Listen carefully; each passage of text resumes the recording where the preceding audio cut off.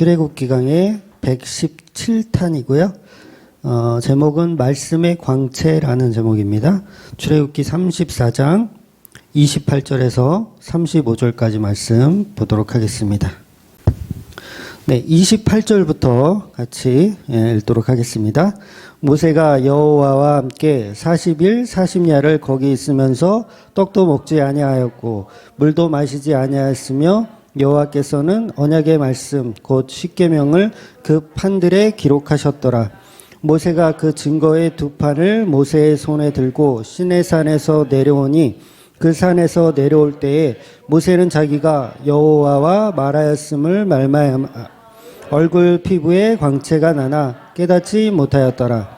아론과 온 이스라엘 자손이 모세를 볼 때에 모세의 얼굴 피부에 광채가 남을 보고 그에게 가까이 하기를 두려워하더니 모세가 그들을 부르매 아론과 회중의 모든 어른이 모세에게로 오고 모세가 그들과 말하니 그 후에야 온 이스라엘 자손이 가까이 오는지라. 모세가 여호와께서 시내산에서 자기에게 이르신 말씀을 다 그들에게 명령하고 모세가 그들에게 말하기를 마치고 수건으로 자기 얼굴을 가렸더라. 그러나 모세가 여호와 앞에 들어가서 함께 말할 때에는 나오기까지 수건을 벗고 있다가 나와서는 그 명령하신 일을 이스라엘 자손에게 전하며 이스라엘 자손이 모세의 얼굴에 광채를 보므로 모세가 여호와께 말하러 들어가기까지 다시 수건으로 자기 얼굴을 가렸더라. 아멘. 네, 지난주에 이어서 모세가 시내산에 내려와서 백성들에게 주시는 말씀입니다. 결국 다시 주시는 율법이죠. 율법이 먼저 왔는데 그 율법은 깨져버렸고 다시 하나님께서 주시는 율법이 오늘 본문이죠. 그래서 이 개념은 십자가라는 예수님의 피 흘림이 결국 율법을 완성했다. 이런 표현을 하는 거예요. 그래서 율법이라는 죄의 무게가 죽음으로써 재창조될 수 있다라는 설명을 계속 하고 있는 말씀이라는 거죠. 그래서 이건 너무도 중요해요. 그래서 제가 계속 재창조라는 말을 계속 쓰는 이유가 율법은 결국 율법으로 창조가 될 수 없어요. 그러니까 율법이 반드시 십자가로 재창조가 돼야 그 진정한 창조가 이루어지는 거죠. 그래서 교회라는 곳이 늘 아무것도 모르는 초신자들도 올 수가 있잖아요. 그래서 계속 했던 얘기 또 하는 것 같아도 사실은 그 안에 계속 진리는 반복됩니다. 그래서 늘 새로운 능력이 있어요. 말씀 안에 새로운 능력이 있어요. 그러니까 여러분들이 모르는 게 아니잖아요. 다 알아요. 예수님 알고 성경도 알고 아마 여기 계신 분들 중에는 저보다 성경을 더 많이 읽으신 분들도 많이 계실 걸로 저는 알아요. 저는 그렇게 성경 많이 안 봤어요. 보는 거 싫어해요. 그러니까 성경을 멈춰놓고 연구하는 거는 많이 해봤는데 그냥 막 읽는 거는 사실 많이 안 해봤어요. 그래서 여러분이 더 많이 읽으셨을 수도 있어요. 그러나 그것보다 중요한 건 그 안에 들어있는 말씀의 능력이라는 거죠. 무엇을 말하고 있고 무엇을 우리에게 주려고 하는가 그걸 봐야 한다는 거죠. 그래서 말씀이 지겨운 것 같잖아요. 왜 술 취한 사람이 했던 얘기 또 하고 했던 얘기 또 하고 막 그런 친구 안 두어보셨어요? 저희 이제 돌아가신 우리 큰 외삼촌이 약간 그런 주정을 하셨는데 술만 먹으면 했던 얘기 또 하고 했던 얘기 또 하고 그러니까 우리 사촌 형제가 있거든요. 항상 그 할머니 댁에 가면 외삼촌이 앉혀놓고 이런 얘기하면 엄마가 싫어하는데 늘 항상 술을 드시니까 늘 우리 둘을 앉혀놓고 너네들은 형제야. 그래서 너네들은 서로 사랑하며 의좋게 누가 괴롭히면 서로 도와주고 서로 힘이 돼주고 서로 형제처럼 이렇게 지내야 돼. 그러니까 너네가 가진 것도 지금 이렇게 나누어 가져. 알았지? 그러니까 너네들은 형제야. 그러니까 너네들은 형제니까 너네들은 남이 뭐 괴롭히면 함께 이렇게 싸워줘야 하고 그렇게 해야 돼. 그러니까 너네들은 형제야. 막 이런 식으로 정말 몇 시간을 앉아서 들어야 돼요. 그러니까 누가 와서 도와주면 뭐 이모라든가 누가 와서 도와주면 너무 감사하죠. 그러니까 이게 말씀에 취하면 이렇게 될 수밖에 없어요. 그러니까 말씀이 너무 좋으니까 전하는 사람 여러분 지겹다고 생각할 것 같죠? 뭐 또 복음, 또 십자가 복음. 오전에도 1시간 넘게 설교를 하는데, 뭐 다 그 밥에 그 나물인데, 하는 사람이 얼마나 지겹겠어요. 근데 저는 안 지겨워요. 이상하죠? 네, 안 지겨워요. 또 하고 싶어. 그래서 사실 그 멘트가 있었어요. 어떤 멘트가 있었냐면, 그 오전에 설교할 때 그 핵심 부분, 그 패러독스의 그 부분을 설명할 때, 와, 이 얘기를 그냥 밤새고 하고 싶다. 제가 진짜 원고에다 그렇게 써놨어요. 이 얘기를 정말 밤새도록 해도 부족하지 않을 것 같다. 그러니까 그게 왜 그러냐면 이 말씀의 능력이 있는 거예요. 그러니까 내가 말을 잘해서가 아니라 그 말씀 자체가 우리를 기쁘게 하고 그 말씀 자체가 우리를 살아나게 하는 거죠. 그러니까 말씀은 해도 즐겁고 들어도 즐겁고 그런 능력이 있다라는 거예요. 그런데 이 말씀이 율법인데 그 말씀의 율법은 십자가로 완성되어야지만 그 말씀이 들리는 거예요. 기쁨으로 들리는 거예요. 그냥 율법으로 들으면 재미없죠. 힘들죠. 네, 그럴 수밖에 없어요.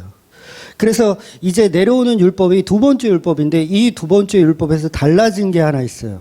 뭐냐면 모세의 얼굴에 광채가 난다는 게 달라진 거예요.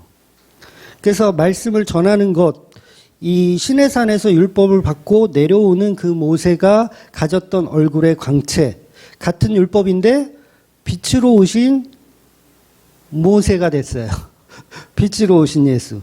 그래서 깨어진 돌판이 아니고 지금 새로운 돌판이 오는데 여기에 빛의 존재, 하나님의 완성의 존재. 그러니까 빛이 있으라 하심에 빛이 있었다라는 말씀은 어떤 형상을 얘기하는 거잖아요. 만듦, 온전함. 이런 표현을 하는 거예요. 그래서 모세가 이전의 율법은 미완성인데 그건 깨져버려야 하는 율법이었는데 지금은 완전한 율법으로 내려온다는 의미가 있는 거예요. 그래서 이 모세의 얼굴에 빛이 나기 시작하는 거예요. 그래서 이 빛은 누굴 상징합니까? 당연히 예수님을 상징하는 거예요. 즉 이전의 율법은 사람의 손에 들려서 내려왔다면 이제는 사람의 손에 들려서 내려오는 게 아니에요. 완전히 변화된 모습, 마치 예수님이 변화상에서 얼굴이 변화된 것처럼 그 변화된 누군가가 들고 내려오는 거예요. 이건 뭐예요? 예수님이 그 말씀을 가지고 내려오는 표현을 하는 거예요. 그래서 말씀이 육신되어 내려왔다, 말씀이 빛이 되어 이 땅에 내려왔다, 그 표현을 오늘 본문이 하고 있는 거죠. 그래서 모세는 완전한 예수님의 모형으로 등장해서 얼굴에 빛이 나는 거예요. 본인도 몰라요. 본인이 지금 누구를 예표하고 있는지 본인도 몰라요. 그래서 광채가 나는 걸 모르거든요, 본인이. 근데 사람들이 그 빛을 보고 어때요? 두려워하죠. 두려워하는 거예요. 모세는 모세인데, 빛이 막, 이 아우라라 그러죠. 아우라가 막 보이니까 두려워하는 거예요. 그래서 처음 광채가 나는 얼굴을 백성들이 보고 두려워했지만 모세는 부르죠. 그들을, 아론과 회중들을, 그 어른들을 가까이 오라고 부릅니다. 그제서야 백성들은 모세 앞에 모이게 되는 거예요. 마치 예수님이 제자들에게 내니 두려워 말라 하는 말씀과 같은 거죠. 그래서 예수님의 빛은 예수님이 우리에게 빛으로 오셔서 그 빛을 이제 나누어 주시는 개념인 거예요. 그래서 두려워 말라 가까이 오라 하는 거예요. 그래서 모세가 전하는 이 말씀은 계시라고 하는 것인데 냉면 계시 아니고요. 계시, 감초인 게 드러나는 거. 그래서 이 계시의 본질이 빛에서부터 출발하더라는 거예요. 그래서 다시 말해서 이 계시라는 말은 본질이 보인다라는 뜻이에요. 가려져 있던 것이 이제 들추어져서 보인다. 마치 휘장이 찢어져서 휘장 안에 있는 것이 감추어져 있었는데 휘장이 찢어지면서 그 안에 있는 그 본질이 보이게 되는 것, 그 내용물이 보이게 되는 것. 이걸 모세가 얼굴의 광채를 통해서 말씀을 전하고 있는 거예요. 온전한 계시로 나오는 거죠. 그런데 그 계시를 수건으로 가리면 뭐가 돼요? 감추어지는 거예요. 감추어지는 거. 그래서 철저하게 모세는 지금 뭘 표현하고 있다? 계시를 표현하고 있는 거예요. 계시, 하나님의 말씀을 계시. 그래서 가리기도 하고 열기도 하고 이렇게 계시했다, 숨겼다 이렇게 표현을 하는 거죠. 그래서 이전에 받은 계시는 계시지만 그건 완전한 게 아니고 지금 오늘 본문에 나오는 이 계시야말로 진짜 계시라는 거예요. 그래서 이전 것은 껍데기, 지금은 알맹이. 그래서 구약의 율법은 다 껍데기, 신약의 예수님이 완성하신 십자가는 알맹이. 이렇게 여러분이 이해하셔야 돼요. 이게 율법의 재창조라는 표현인 거예요. 그래서 율법이 두 번 내려오는 거예요. 한 번은 모세오경을 통해서 내려오고 또 한 번은 예수님을 통해서 내려오는 율법이죠. 완전한 율법의 완성. 그런 표현으로 오늘 모세가 얼굴에 광채가 나면서 율법 돌판과 그 다음에 말씀하신 하나님 말씀을 가지고 내려오는 겁니다. 그래서 이 완성된 계시의 개념은 율법을 받을 만한 조건이 되지 못하는 자들에게는 그냥 우상 숭배가 될 뿐이에요. 그러니까 이스라엘 백성에게 구원이라는 목적이 이 계시가 돼야 되거든요. 구원이라는 목적이. 근데 앞서 얘기한 것처럼 완벽한 계시가 등장을 해야 그것도 백성들이 알아먹거든요. 그래서 완벽한 계시의 모형으로 지금 표현되고 있는 거예요. 그 완벽한 계시는 뭐냐면 예수 그리스도라는 거죠. 예수 그리스도의 모형. 그래서 모세는 지금 십자가에 죽은 그 예수님을 상징하는 모습으로 빛으로 얼굴의 광채로 내려오는 거예요.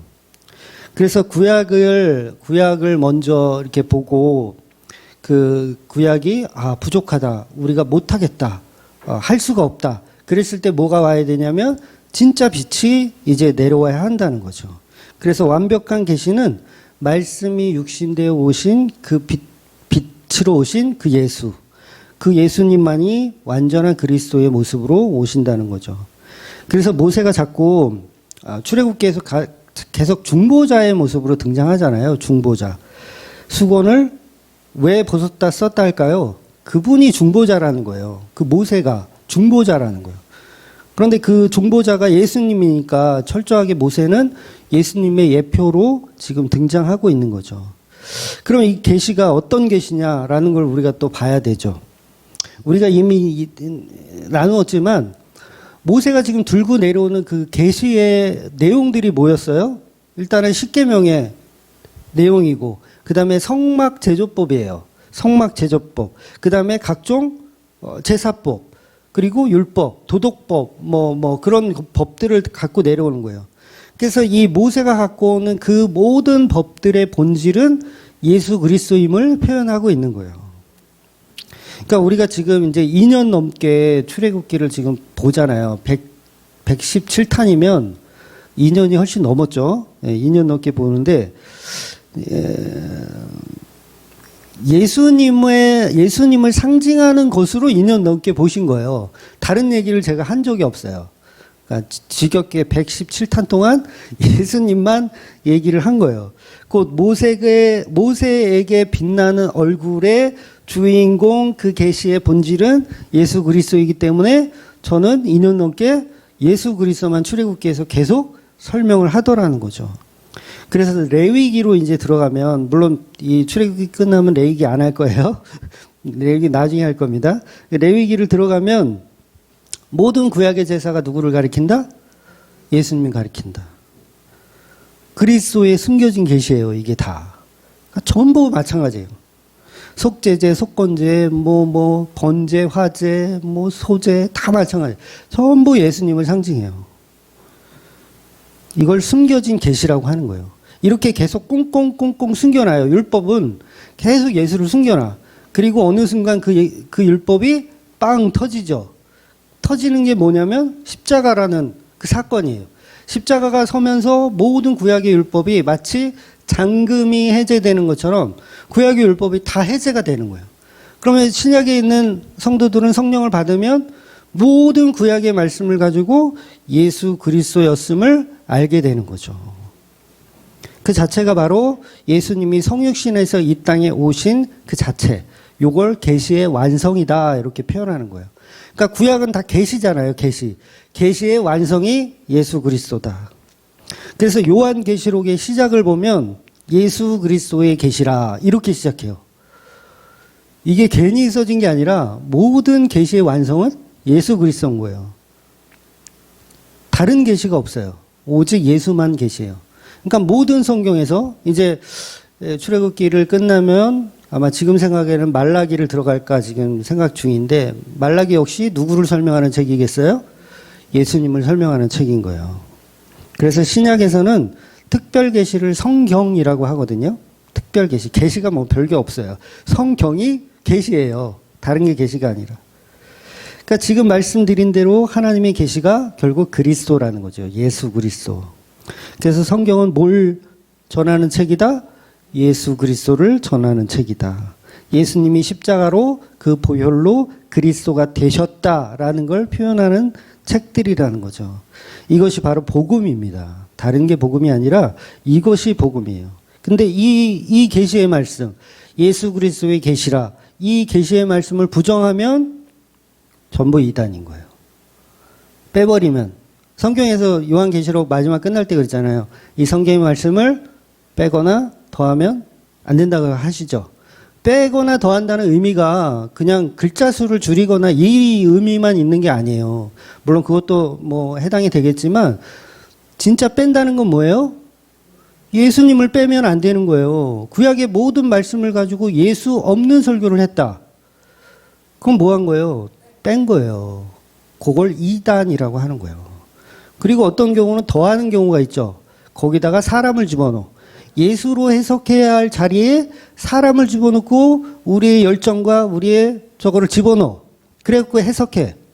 성경 보면서 전부 어떤 예화든 들어다가 우리는 이런 삶을 살아야 됩니다라고 하면 그것도 더해버린 거죠. 그러니까 더하거나 빼는 거예요. 그런 존재들이 그렇게 운영하는 교회들이 너무 많은 게 심각하더라는 거죠. 그런데 성경은 오직 예수 그리스도의 계시만 말하고 있다는 거예요. 그래서 복음을 아는 목사들은요, 예수님만 말할 수 100개 없어요. 성경이 그렇게 보일 수밖에 없거든요. 제가 뭐 특별히 어디 가서 교육을 받은 거 아닙니다. 어디 가서 훈련을 받은 적이 없어요. 참 저도 특이한데, 그랬으면 좋겠는데 그런 적이 없어요. 복음은 그냥 성경을 통해서 보이는 거예요. 나는 이렇게 보이는데 왜 다른 사람들은 그렇게 안 보지? 이게 오히려 신기한 거지. 저는 그렇게 보이는 거예요.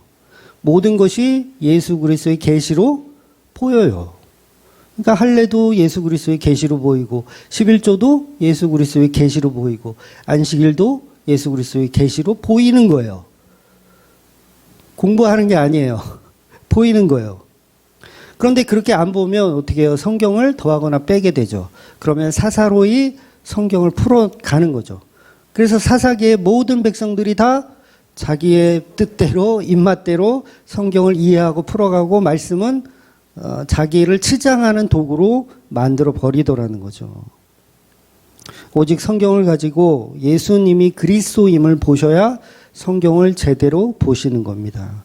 그래서 특별 계시인 성경은 예수에 관한 이야기예요. 그래서 인간들은 자기가 계시를 받았다고 이렇게 주장하는 사람들 간혹 있죠? 네, 막 예언도 하고, 예언하는 목사님이 있어요, 실제로. 막 부흥 집회도 하더라고요. 그래서 한 사람씩 막 예언해줘요. 그런데 안 가보셨어요? 줄 서가지고 줄을 서시오 하면 성도들이 나오잖아요? 그럼 예언을 하나씩 해줘. 너는 뭐가 될 거고, 뭐가 될 거고. 다음, 너는 뭐가 될 거고. 예언을 해주는 목사들도 있어요. 그리고 막 환상을 봤다. 막 이런 목사들도 있고. 다 사기치는 거예요. 100% 사기치는 겁니다. 그걸 오전의 말씀대로 악령이라고 하는 거예요. 그걸. 그러니까 계시는 오직 예수 그리스도 뿐인 거예요. 그러니까 우리가 예언을 하잖아요. 제가 만약에 예언을 하면 이런 거죠. 당신은 예수 믿으면 구원을 받습니다. 뭐 한 거예요? 예언한 거예요. 이게 당신은 서울대 합격할 상이군요. 이게 아니라, 그러니까 오직 예수를 발견하는 사람들, 이것이 교회라는 거죠. 그래서 지금 저와 여러분도 빛나는 모세의 얼굴을 본 거예요. 성경을 통해서. 빛나는 예수의 얼굴을 본 거고, 그 얼굴이 하나님의 계시인 예수 그리스도라는 거죠. 그래서 말씀을 들으면 우리가 누구를 만나는 거예요? 예수님 만나는 거예요. 그러니까 저 만나러 오지 마세요. 저 부끄러워요. 저 만나러 오는 게 아니라 예수를 만나러 오셔야 돼요. 그러니까 유튜브에서 이제 많이 들으시고 이제 본인은 이제 제가 반갑잖아요. 친근하고. 근데 저는 처음 뵙거든요. 저는 쑥스러워요. 그러니까 저를 보려고 하지 마시고 예수님을 발견하셔야 된다는 거죠. 그러니까 저는 하나의 통로로 그냥 아유 고맙습니다 하는 수준, 그 수준으로 봐주시면 됩니다. 그래서 우리가 요한복음 강의에서도 봤지만 예수님이 직접 하신 말씀이 있어요. 뭐라고 말씀하셨냐면 모세를 믿었더라면 곧 나를 믿었을 것이요 라고 말씀하시는 거예요. 모세를 믿었더라면 곧 나를 믿었던 거다. 예수인 나를. 이 말씀 볼게요. 요한복음 5장 46절이에요. 같이 읽어보겠습니다. 모세를 믿었더라면 또 나를 믿었으리니 이는 그가 내게 대하여 기록하였음이라. 그죠? 명확하게 이거 예수님이 하신 말씀이에요. 그러니까 뭐냐면 모세는 하나님과 함께 말씀을 기록하고 말씀을 지금 시내산에서 받아가지고 내려오는데 이 내려오는 이게 이 전하려고 하는 이 내용이 뭐냐면 전부 예수에 관해서 기록하고 말하더라. 그걸 예수님이 해석을 해 주신다고요. 그러면 모세가 들고 오는 십계명이니 도덕법이니 율법이니 제사법이니 이게 전부 누구에 관한 이야기라고요? 예수님에 관한 이야기라는 거예요. 그래서 지난주에 말씀드린 6월절이라든가 77절, 초막절, 모든 절기들, 안식일 11조, 낙이 대신 드리는 어린 양, 그 다음에 염소 새끼를 그 어미의 젖으로 삼지 말라. 이게 다 모세가 전한 말이잖아요. 그 말이 누구에 관한 이야기라고요? 예수에 관한 이야기라고. 이게 보이는 거예요, 이게. 보일 수밖에 없지 않아요? 써져 있으니까. 기록된 말씀이니까. 그런데 전부 이거를 예수로 해결하지 못해요. 사람들이. 지금 지네들 마음대로. 지네가 더하거나 빼거나 하는 거예요. 그러니까 말도 안 되게 성경을 가지고 짜집기 하는 사람들이 전부 태반 많은 거죠. 그러니까 제가 이런 표현하는 거야. 참 한국 기독교는 골 때리다. 지들 마음대로구나. 분명히 예수님이 해석을 다 해 놓아 주셨는데 모세를 봤으면 곧 나를 본 거다. 모세를 믿었으면 곧 나를 믿는 거다. 모세는 나에 대해서 기록한 것이다. 얼마나 자상하게 설명을 해 주세요. 그런데도 6월절이 무슨 예수님에 관한 이야기야? 라고 따져요. 사람들이. 11조가 무슨 예수에 관한 이야기야? 라고 따져요. 그건 돈 많이 냈거든. 돈 많이 내란 얘기지. 무슨 제사가 예수님 이야기야? 헌신, 봉사, 충성하라는 이야기지. 이렇게 해서 교회를 운영하더라는 거예요. 이걸 알아듣지 못한다라는 거예요. 복음이 없다. 좀 더 심한 말로 사탄의 회당이다. 예수님이 하신 말씀이에요. 제가 지어낸 말이 아니라 이분이 있으나 말하지 못하는 벙어리다.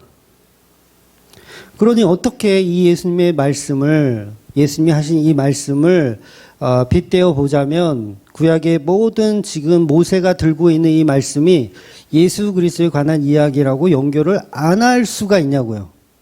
이거는 목사들의 양심, 그 다음에 우리 먼저 믿은 사람들의 양심 아닌가요?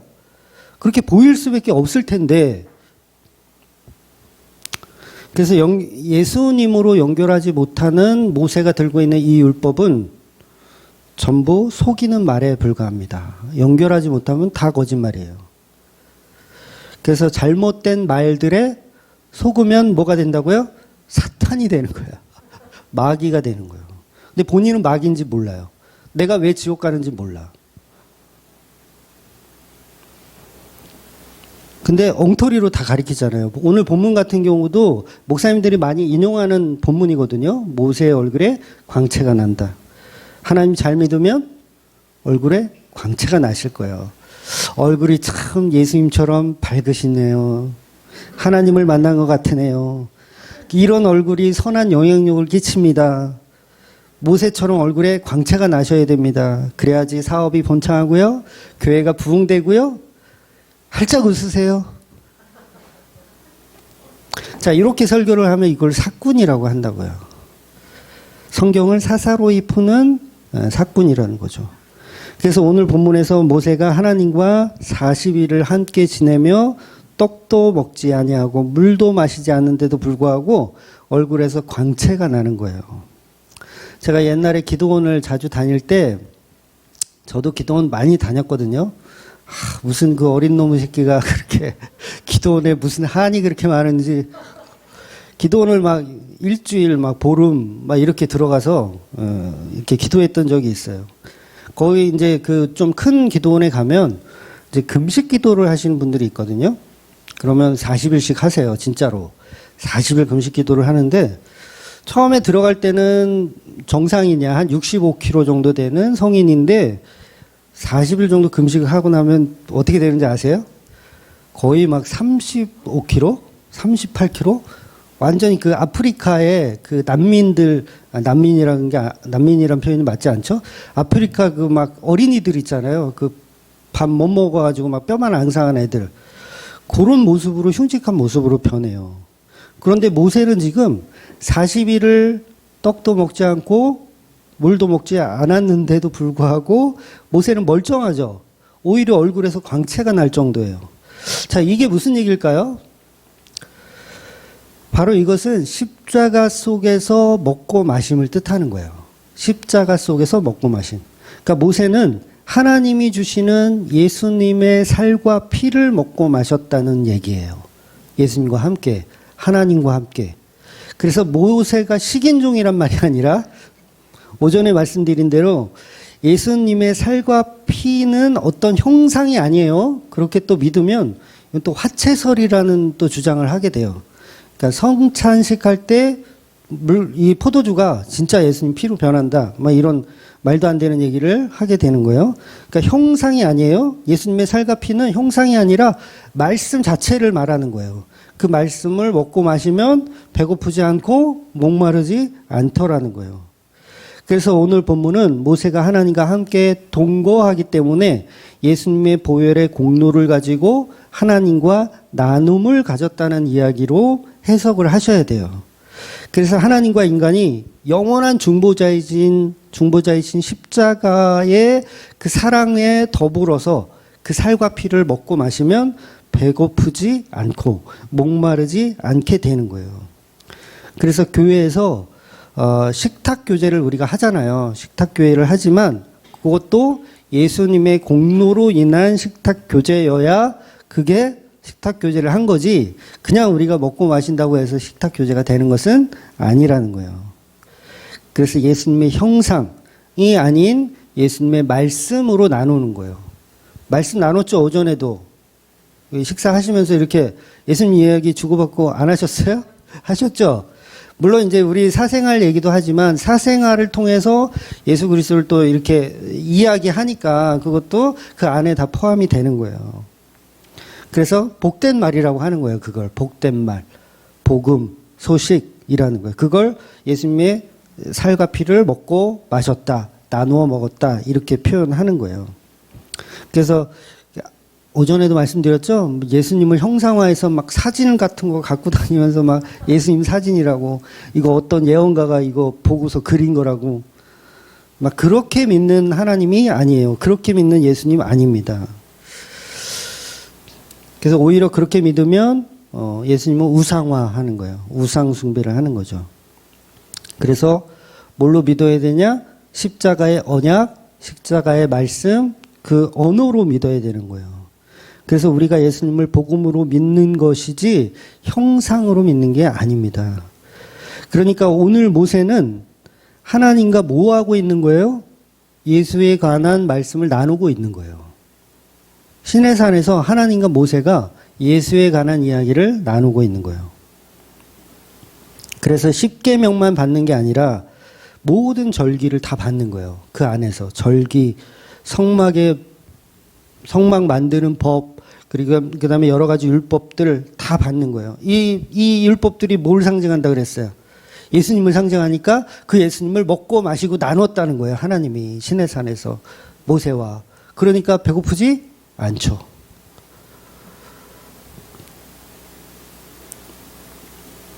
그래서 성도는요, 그 말씀을 못 먹으면 배고파요. 기력이 없어요. 갈증이 나고요. 잘못 먹으면 배탈이 나고요. 잘못 먹으면 배탈 나요. 괜히 우울해지고요. 괜히 이상해져요. 그래서 우리가 6일 동안은 세상에서 열심히 사시잖아요. 열심히 살다가 일주일에 한 번 와서 이렇게 말씀 나누어 먹는 거예요. 이마저 못하면요, 여러분 죽어요. 배고파서 죽고요, 목말라서 죽어요.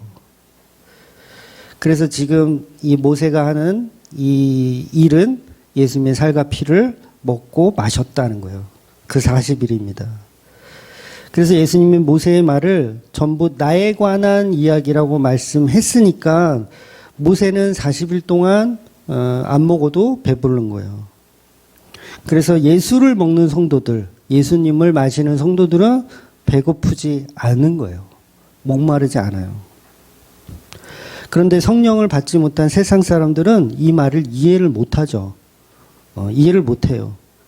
어떻게 우리가 예수라는 본질 없이 살 수 있는지, 우리는 예수라는 본질 없으면 못 살잖아요. 그걸 이해 못하는 거예요. 떡과 물이 있으면 살지. 그거 왜 못 살아? 살지. 근데 우리는 떡과 물이 아니라 예수님의 살과 피가 없으면 못 사는 거예요. 그거 이해 못해요. 세상 사람들은 우리를 식인종으로 보죠. 야, 예수님의 살과 피를 뜯어먹는 놈들인가 보다. 그래서 요한복음에서 예수님도 그 말씀 하시잖아요. 나의 살과 나의 피를 먹어라. 이거 어떻게 알아들을 거예요? 그래서 시내산에서 모세의 선에 들려서 내려오는 것은 예수라는 구원자를 데리고 지금 내려오는 모습이라는 거죠. 그래서 이제는 모세의 말만 잘 들으면 광야를 벗어나 백성들이 이제 가나안 땅으로 들어가는 거예요. 그래서 그 율법을 가진 자가 빛으로 길을 안내하는 거예요. 얼굴에 빛이 나는 거예요, 그분이. 그러니까 루돌프 사슴코가 길을 안내하는 것처럼 모세가 길을 안내하게 되는 거예요. 그런데 모세도 광야에서 죽잖아요. 못 들어가고. 그래서 누구한테 그걸 줘요? 여호수아. 이거를 헬라어로 하면 예수. 여호수아를 헬라어로 하면 예수예요. 예수에게 건네주고 나의 이 빛, 광채를 여호수아에게 물려주고 모세는 구약의 율법으로 죽는 거예요. 그러면 예수라는 여호수아가 이제 그들을 이끌고 가나안 땅을 정복해 들어가는 거죠. 그래서 요한복음 1장의 시작도 이 빛으로 오신 예수를 표현하는 것처럼 그 빛이 전가되는 거예요. 이렇게. 그래서 그 빛이 우리에게 오셨잖아요. 그래서 예수님이 이 땅에 오셔서 뭘 하냐면 빛을 나눠주시는 일을 하는 거예요. 그래서 율법은 빛으로 완성이 돼버리는 거예요. 그러니까 모세의 이 얼굴의 빛, 이게 모든 율법을 완성시켜 버린다고요. 그래서 빛으로 오신 예수가 안식일을 지키던가요? 안 지켜요. 예수님이 안 지켜요. 38년 된 병자를 고쳐주는 그 날이 안식일이었어요. 안식일을 안 지켜요. 이 말은 뭐냐면 모든 율법은 예수인 나를 상징하는 껍데기일 뿐이라는 표현을 하시는 거예요. 그래서 모세가 들고 있는 율법이 중요한 게 아니고요. 모세가 지금 율법을 들고 있잖아요. 이 율법이 중요한 게 아니라 뭐가 더 중요하냐면 얼굴의 광채가 더 중요한 거예요. 빛으로 오신 예수. 그래서 모세가 계시를 받은 자의 형상으로 얼굴에 빛이 나는 거예요. 이건 모세를 믿으라는 말이 아니라 그 빛의 본질이신 예수를 믿어야 된다. 그래서 빛으로 오신 예수를 신약에서는 표현하는 거예요. 그래서 모세를 믿었더라면 곧 나를 믿었을 것이라 예수님 말씀하시는 거예요. 그런데 우리는 빛으로 오신 그 모세의 얼굴에는 관심이 없고 모세가 들고 있는 율법들에만 관심이 있잖아요. 그거 열심히 지켜보려고. 아니, 그 얘기를 하는 게 아니라 광채가 나는 그 얼굴을 봐야 된다는 거죠. 왜냐하면 그 얼굴이 이제 오실 거다. 오실 메시아를 상징하기 때문에. 그래서 유대인들은 전부 빛으로 오신 예수를 기다려야 되는 거였어요. 그러니까 율법은 열심히 해보려고 노력하지만 안 되는군요. 그러면 빛으로 오신 그 모세와 같이 빛으로 오신 어떤 분을 기다려야 하는군요. 이게 복음인데 그렇게 못하더라는 거죠. 그래서 예수님도 사역을 하실 때 모세처럼 40일을 금식한 이유가 있어요. 이게 뭐예요? 모세의 그 모습을 그대로 예수님이 표현한 거예요. 그래서 예수님이 40일 금식을 하신 거예요. 그래서 금식하고 나서 떡을 해서 드셔요? 안 드셔요? 떡을 안 드세요. 마귀가 돌을 떡으로 만들어 먹으라 그러니까 예수님이 안 드세요. 왜? 모세와 같은 40일을 경험했기 때문에 안 드시는 거예요. 그래서 사탄의 시험을 이기는 겁니다. 그 말은 율법을 뛰어넘는 예수라는 표현이에요. 율법을 뛰어넘는 예수. 그분이 바로 모세의 수건 속에 계시된 빛이라는 존재라는 거죠. 중요한 건 얼굴에 광채가 나는 과정이 중요한 거예요. 얼굴에 광채가 나는 과정. 그 과정이 뭐였어요? 하나님과 대면했다예요. 하나님과 대면했다. 그냥 혼자서 이렇게 어떻게 하면 광채가 날까? 이거 뭘 발라야 될까? 이게 아니라 하나님과 대면하면 광채가 나는 거예요. 그래서 성경에서 하나님과 대면하면 어떻게 되죠? 다 죽어요. 성경이 막 이랬다 저랬다 하는 것 같지 않아요? 저번에는 모세가 하나님 얼굴 보여달라고 하니까는 안 보여주고 등만 보여주는데 또 오늘 본문에는 하나님과 대면하였으니 광채가 난다. 또 이렇게 표현해요. 그래서 이 표현들은요, 다 쓸데없는 해석들이고요. 하나님과 대면하여서 죽지 않고 그 빛을 그대로 받을 수 있는 유일한 존재. 누가 있어요? 예수님밖에 없잖아요. 그러니까 모세는 예수님을 오로지 표현하고 있는 거예요. 그래서 요한복음 1장의 시작, 제가 계속 말씀드리지만 빛이라고 표현하는데 하나님을 본 사람이 없다 하시는 거예요. 하나님 본 사람이 없다. 아니 모세가 지금 봤다고 하잖아요. 대면하여? 그럼 누가 본 거예요? 그 안에 예수가 있는 거예요. 모세가 시내산에 올라간 게 아니라 모세의 형상 속에 예수님이 계셨던 거죠. 모세는 하나님 보면 죽습니다. 대면하여 본 사람은 누구냐면 예수님인 거예요. 그래서 예수님이 시내산에서 율법을 가지고 내려오는 거예요. 물론 모습은 모세이지만 이걸 표적이라고 하고 예표라고 하는 거예요. 그러니까 그놈인데 그놈이 아니야. 그놈인 것 같은데 그놈이 아니야.